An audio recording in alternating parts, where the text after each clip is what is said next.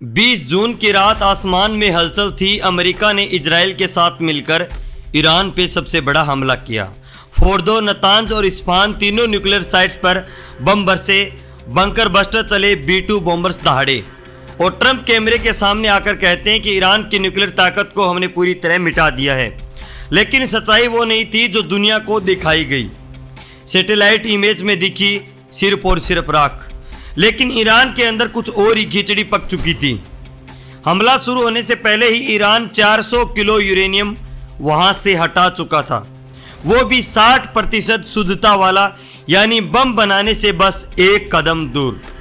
America ने हमला किया और जिसे निशाना बनाया वो तो पहले ही ईरान के द्वारा छुपा लिया गया था। ट्रंप को लगा कि वो तो बहुत बड़ा युद्ध जीत गए हैं, पर असल में ईरान पहले ही अपनी चाल चल चुका था। न्यूयॉर्क टाइम्स ने बताया कि 2 इजरायली अधिकारियों ने यह खुद माना है कि ईरान ने यूरेनियम और संवर्धन के उपकरण हमलों से पहले ही निकाल लिए थे। और जब ट्रंप जीत का ऐलान कर रहे थे तभी उनके सामने अपने डिफेंस सेक्रेटरी और जॉइंट चीफ्स कैमरों के सामने सच्चाई को गोलमोल घुमा रहे थे। बोले पूरा तबाह नहीं हुआ है सर, बस नुकसान हुआ है। मतलब यार जो कहा गया वो हुआ नहीं, और जो हुआ वो किसी को पता नहीं चला।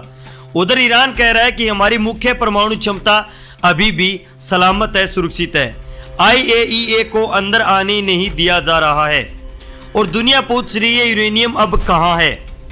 JD वेंस बोले हमें नहीं पता वो यूरेनियम गया कहां है और अब हम इस पर बातचीत करेंगे, लेकिन तब तक बहुत देर हो चुकी थी। आज ईरान के पास 140 किलो से ज्यादा 60% संवर्धित यूरेनियम है, यानी अगर उसे 90% तक ले जाया जाए तो कई न्यूक्लियर बम तैयार हो सकते हैं। और अमेरिका दुनिया के सामने एक फुल स्टोरी का ड्रामा किया, लेकिन पीछे से गेम हार गया। ट्रंप को लगा उन्होंने जंग जीत ली, पर ईरान ने दिखा दिया असली ताकत मिसाइल में नहीं माइंड में होती है। तो अब सवाल सिर्फ ये नहीं कि हमला क्यों हुआ, सवाल ये कि अगला धमाका कब होगा, और जब वो होगा तो क्या तब तक दुनिया संभल पाएगी। अगर ये कहानी आपको अंदर तक झकझोर गई हो तो लाइक करें, शेयर करें और सब्सक्राइब करो, क्योंकि अगली बार हम बात करेंगे उस यूरेनियम की जो हवा में गायब हो गया, लेकिन डर अब हर कोने में मौजूद है।